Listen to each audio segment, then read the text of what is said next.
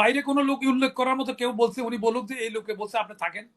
আপনি যদি পারফরমেন্স করতে পারতেন, ভালো ডেলিভারি দিতে পারতেন, তাহলে লোকে বলতো, আমরা বলতাম যে ঠিক আছে আরো থাকুক। পলিটিক্যাল নেতারা, পলিটিক্যাল নেতাগুলির, আমাদের পলিটিক্যাল লোকগুলির আমরা বিতাড়িত করলাম কেন?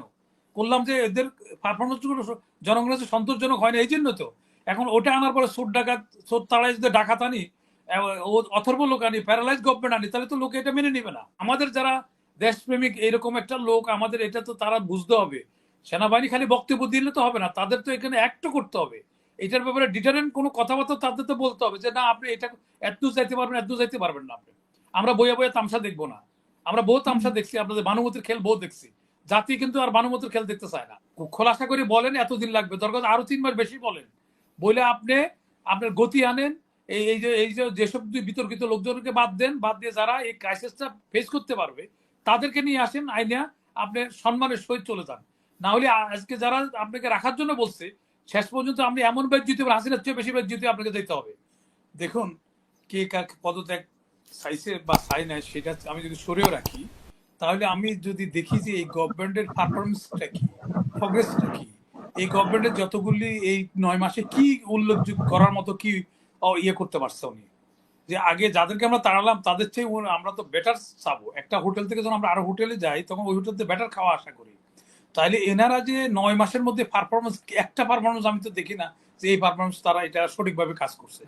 তো এখন সেখানে বিচ্ছিন্নভাবে এর পদত্যাগ, ওর দোষ, এর দোষ না দিয়ে এখানে সম্পূর্ণ দোষটা হলো, যেহেতু এখানে হেডেড বাই ডক্টর ইউনুস, তো ডক্টর ইউনুসের কাছে তো আমরা এই ধরনের আশা করি না।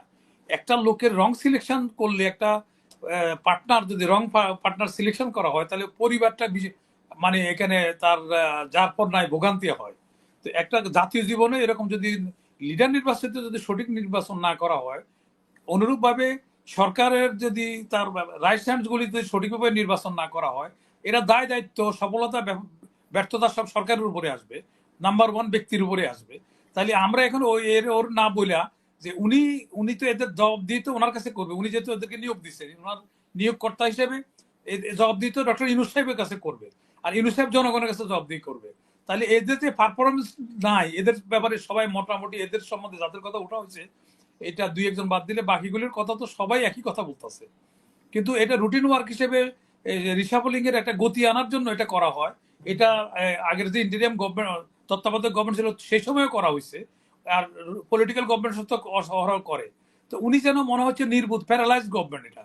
এই যে এতগুলি কথা বলছে, কত রবি জলেরে কে বা আকি মেলেরে, এটা ইউনূস সাহেব কাসক কান বন্ধ করে বসে আছেন। যার পরিপ্রেক্ষিতে ইউনূস সাহেবের যে সুনামটা যেটা ছিল, সম্পূর্ণ মাঠে মারা যাচ্ছে। কিন্তু ওনার তো এটা উপলব্ধি করতে হবে। এখন উনি শুধু ওনারে যারা এখন থাকতে বলতেছে, যারা সবগুলি কিন্তু পদধারী লোক। পদের বাইরে কোনো লোক উল্লেখ করার মতো কেউ বলছে, উনি বলুক যে এই লোকে বলছে আপনি থাকেন। আপনি যদি পারফরমেন্স করতে পারতেন, ভালো ডেলিভারি দিতে পারতেন, তাহলে লোকে বলতো, আমরা বলতাম যে ঠিক আছে আরো থাকুক। পলিটিক্যাল নেতারা, পলিটিক্যাল নেতাগুলির, আমাদের পলিটিক্যাল লোকগুলির আমরা বিতাড়িত করলাম কেন? করলাম যে এদের পারফরমেন্স গুলো জনগণের কাছে সন্তোষজনক হয় না, এই জন্য তো। এখন ওটা আনার পরে সুট ডাকাত, সুট তাড়াই যদি ডাকাত আনি, অথর্ব লোক আনি, প্যারালাইজ গভর্নমেন্ট আনি, তাহলে তো লোকে এটা মেনে নিবে না। তো এখন সেটার দায় দায়িত্ব কার? এটা ডক্টর ইউনূস সাহেবের তো এটা দায় দায়িত্ব। আর সেনাপ্রধান যে কথা বলছে, সেনাপ্রধান সঠিক কথা বলছে। সেনাবাহিনী তো আমাদের জনগণের স্বার্থে তো করবে। যেখানে সার্বভৌমত্ব হুমকির মুখে চলে যাচ্ছে, যেখানে করিডোর তাদের এখতিয়ারে নেই, তারা করতেছে।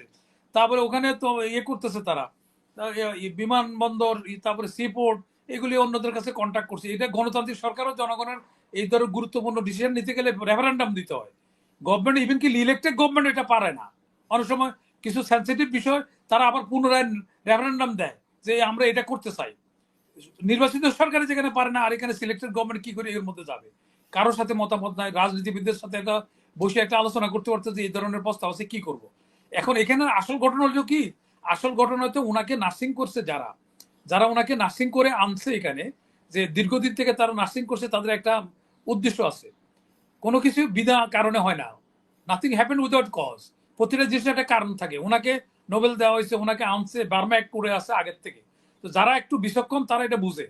এটা হচ্ছে, এটা ওনার কাছে তো বেশি কিছু আমরা আশাই করবো না, কারণ ওনাকে আনছে তো এটা করার জন্য। তো এই জন্য আনছে। তো এখন আমাদের যারা দেশপ্রেমিক এরকম একটা লোক, আমাদের এটা তো তারা বুঝতে হবে। সেনাবাহিনী খালি বক্তব্য দিলে তো হবে না, তাদের তো এখানে অ্যাক্টও করতে হবে। এটার ব্যাপারে ডিটারেন্ট কোনো কথাবার্তা তাদের তো বলতে হবে যে না আপনি এটা এত যাইতে পারবেন, এত যাইতে পারবেন না আপনি। আমরা বইয়ে বইয়ে তামসা দেখবো না। আমরা বহু তামসা দেখছি, আপনাদের ভানুমতির খেল বহু দেখছি। জাতি কিন্তু আর ভানুমতির খেল দেখতে চায় না। ভানুমতি এইটা করে আমরা অনেক বেলা মেঘে মেঘে অনেক বেলা হয়েছে, আমরা অনেক পিছিয়ে গেছি। এখন আমাদেরকে আর ভুল করার সময় নাই। আমরা রিসার্চ করার মতো কোনো ইয়েতে আমরা প্রজেক্টে আমাদের যাওয়া উচিত না। আমাদের এখন জাতিকে একত্রিত করার জন্য, জাতির সার্বভৌমত্ব হুমকির মুখে চলে যাচ্ছে।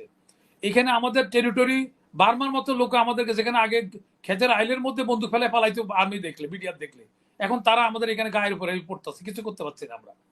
কারণ আমাদের কমান্ড লেভেল থেকে সেখানে বলা হচ্ছে না। আমাদের এখানে সোলজারের অনেক ভালো, এখানে তারা অতীতেও দেখাই দিছে তাদের বীরত্ব। তো এখন এইসব ব্যাপারে ইউনূস সাহেবের এখন আমার শেষ পরামর্শ হলো ওনাকে যে আপনি ক্যাবিনেটকে পরিবর্তন করেন, করে আপনি খোলাসা করে বলেন এতদিন লাগবে, দরকার আরো 3 মাস বেশি বলেন, বলে আপনি আপনার গতি আনেন।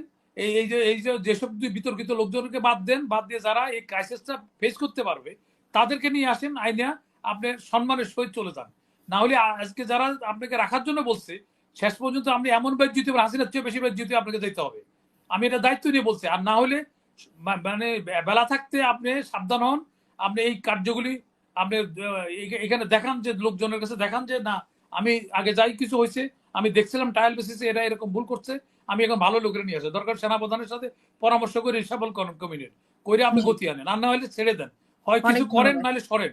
মাঝামাঝি থাইকা জাতিকে আর এইভাবে ইয়ের মধ্যে হতাশার মধ্যে রাখবেন না।